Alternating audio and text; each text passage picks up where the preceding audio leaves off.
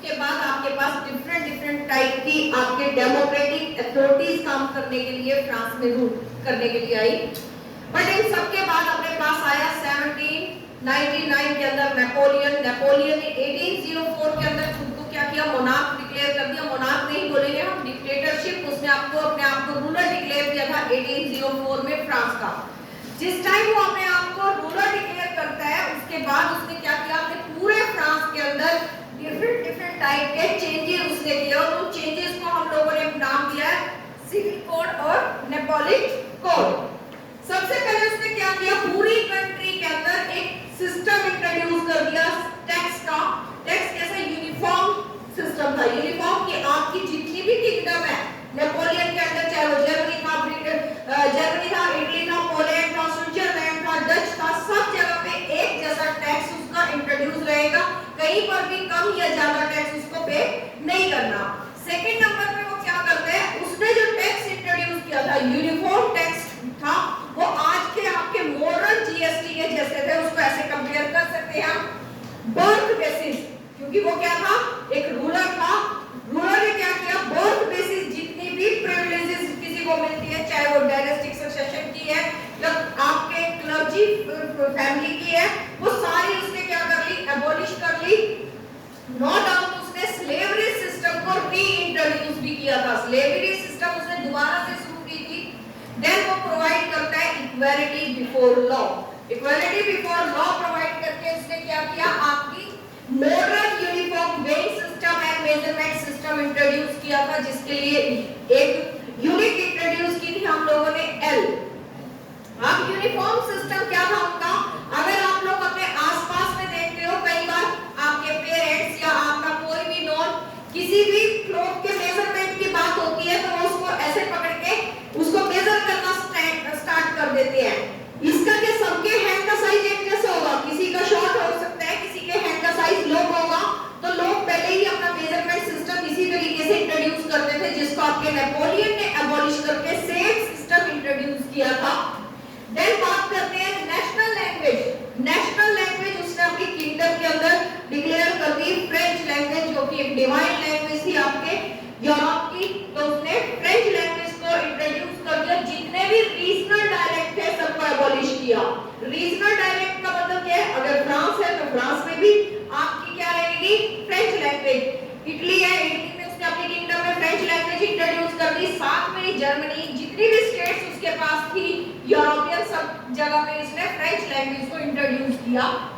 इन सबको ये जर्नल थे उसके, इन जर्नल उसने सारे चेंजेस किए। बट कुछ उसने स्पेशल रूरल एरिया में या आपके सिटी के अंदर भी कुछ चेंजेस किए।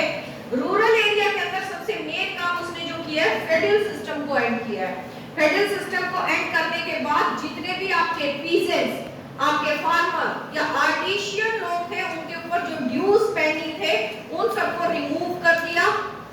इससे क्या हुआ कि उन लोगों को एक अलग टाइप की फ्रीडम मिल गई है, अलग टाइप की फ्रीडम को एंजॉय करते हैं। अगर आप देखते हो यहाँ पीजेंट और फार्मर्स दोनों ही वर्ड लिखे हैं, क्योंकि उसने राइट टू प्रॉपर्टी भी लोगों को ऑफर कर दिया था। इसीलिए अब हमारे पास पीजेंट क्लास भी है और आपकी फार्मर भी है। सिटीज के अंदर जब वो जाता है तो सिटीज के अंदर उसने चेंजेस किए। सबसे पहले उसने रिस्ट्रिक्शंस रिमूव की गिल्ड्स पे से। गिल्ड्स क्या था, आपका ग्रुप ऑफ ट्रेडर था, उन पे सबके ऊपर से रोहित चुप हो जा, सबके ऊपर से उसने रिस्ट्रिक्शंस रिमूव कर दी।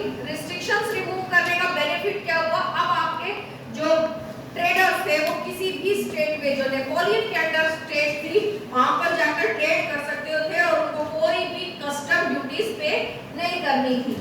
देन वो बात करते हैं, साथ में उसने सिटीज के अंदर क्या किया, आपका ट्रांसपोर्टेशन सिस्टम इंट्रोड्यूस किया, बेस्ट क्वालिटी का कम्युनिकेशन सिस्टम उनका बेस्ट क्वालिटी का किया, रेलवे एक्सपेंशन हुआ, ये सब चीजें नेपोलियन ने की। अब बात करते हैं कि सिर्फ वो फ्रांस की बात नहीं कर रहा, जो एरिया, जो किंगडम उसने अपने आप कैप्चर कर रखी थी, चाहे वो किसी और स्टेट का पार्ट था, चाहे वो जर्मन स्पीकिंग स्टेट थी, इटालियन स्पीकिंग स्टेट थी, वहां पर भी उसने क्या किया, ये सारे चेंजेस इंपोज कर दिए। Dutch Republic, Italy, Switzerland, Germany के अंदर, यहाँ एग्जांपल दिया हम लोगों ने।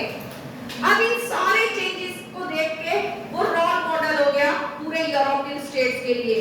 जो लोकल लोग थे उस चीज को अप्रिशिएट कर रहे थे, स्कूल के students, college students, middle class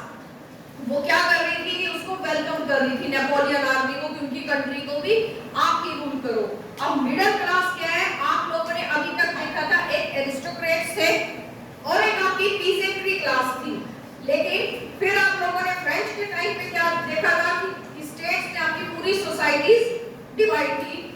after industrial revolution हम लोगों के पास एक नई क्लास आई, एक नया सोशल ग्रुप इंट्रोड्यूस हुआ जिसको आप लोगों ने नाम दिया मिडिल क्लास। उस सोशल ग्रुप में आपके पास क्या थे?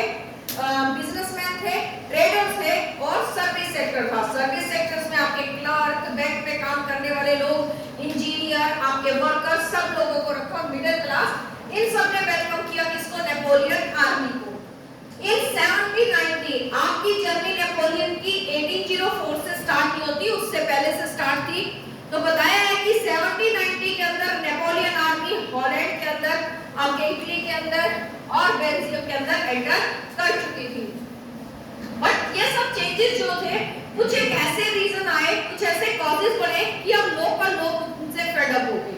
सबसे पहले तो जो उन्होंने रीजनल डायलेक्ट्स को रिमूव करके फ्रेंच लैंग्वेज को इंट्रोड्यूस किया लोग उस चीज से, क्योंकि हम लोगों ने क्या देखा था कि नेशनलिज्म के लिए मेन वेपन लैंग्वेज होगी। अब लैंग्वेज ही उनकी रिमूव कर दी, बैक कर दी, तो उन्होंने क्या किया? नेपोलियन के अगेंस्ट रेवोल्यूशन करना स्टार्ट कर दिया। साथ में जो उसने यूनिफॉर्म टैक्स सिस्टम रखा था, कई टैक्स ऐसे थे जो उनकी कंट्री में पहले नहीं थे, अब इंट्रोड्यूस हो गए। इस चीज से भी लोग फेड अप हो गए, टैक्स इंक्रीज होने के साथ साथ। देन सेंसरशिप, बहुत सारी चीजों की सेंसरशिप उन लोगों के ऊपर लगा दी थी, रिस्ट्रिक्शंस लगाई। और इसका रिजल्ट क्या हुआ? आप लोग देखोगे कि नेपोलियन के अगेंस्ट मेज, मिलान, वर्सावा और ब्रसेल्स के अंदर नेपोलियन के अगेंस्ट आपका रेवोल्यूशन हुआ।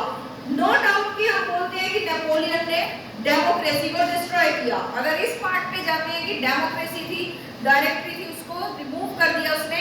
बट अगर फिर भी हम लोग देखें, उसने एडमिनिस्ट्रेटिव फील्ड के अंदर, एडमिनिस्ट्रेटिव स्फीयर के अंदर बेस्ट काम किया है, एक्सीलेंट वर्क किया है, जिसको आने वाले कई सारे कंजर्वेटिव्स भी अडॉप्ट करेंगे। Clear Napoleon phase?